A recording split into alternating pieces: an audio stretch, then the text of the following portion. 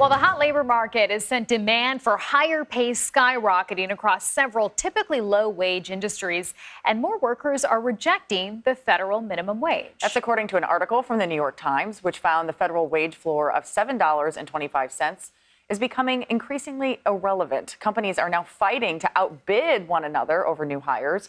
But what happens to those workers and rising pay rates when the economy cools down? Well, joining us now with more on this is Lydia DePillis. She's an economics reporter for the New York Times and co-author of that piece. Good morning. Thanks for making time.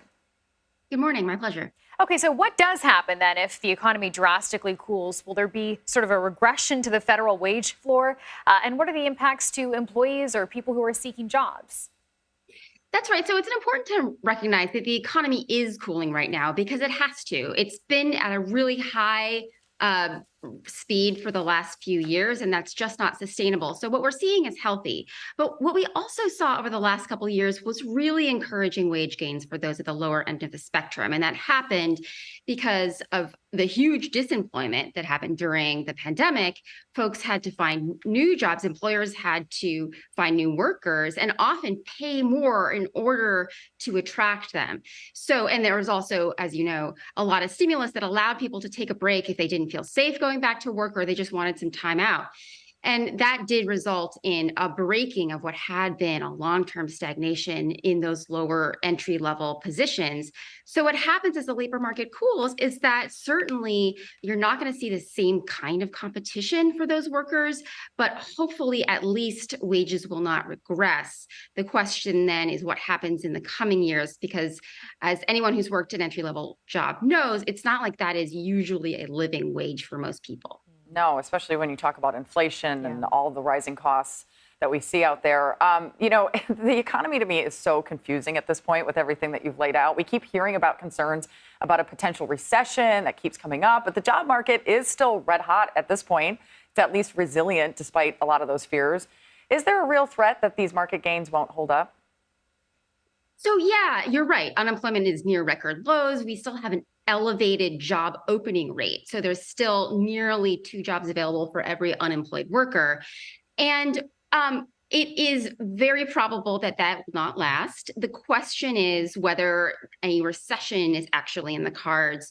The Federal Reserve obviously has been trying its hardest to slow down the economy. And there's a lot of disagreement about whether it will require a real downturn, potential actual job losses in order for inflation to recede as well. You know, fortunately, over the last few months, we've actually seen wages start to outpace inflation, right? Because for the last couple of years, even though there was that fast wage growth, prices were rising even quicker. And that's started to reverse itself. And that's what we'd love to see continue.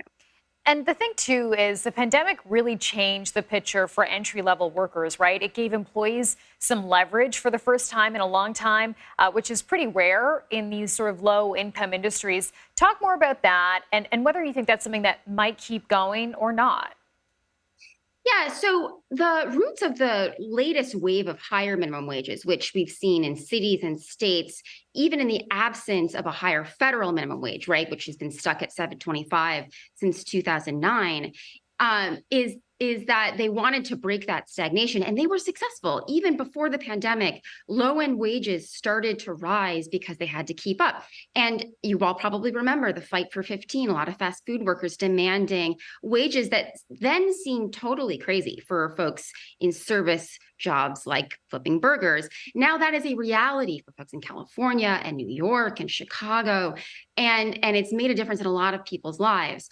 So many of those wages are now indexed to inflation, right? Which means folks in those cities, usually liberal cities, will start to at least keep up.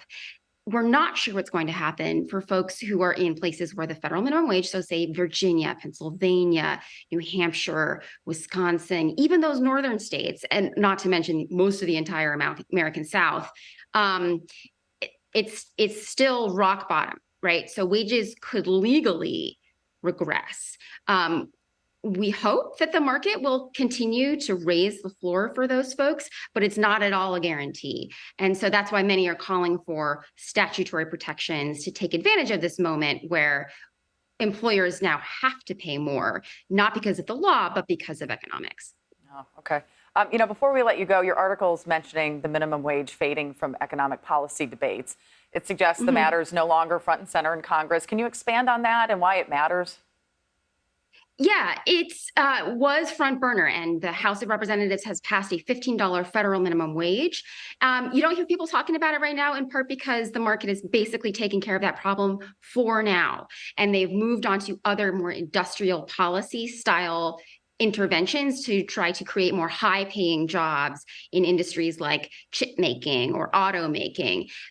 So it doesn't mean people don't care about it anymore or there aren't pushes on a local level, but on the federal level, we're not seeing the same kind of intensity around that we did a few years ago, and that might change as the economy starts to really cool off. Okay, Lydia DePillis, thanks so much for your time. We appreciate this. No problem.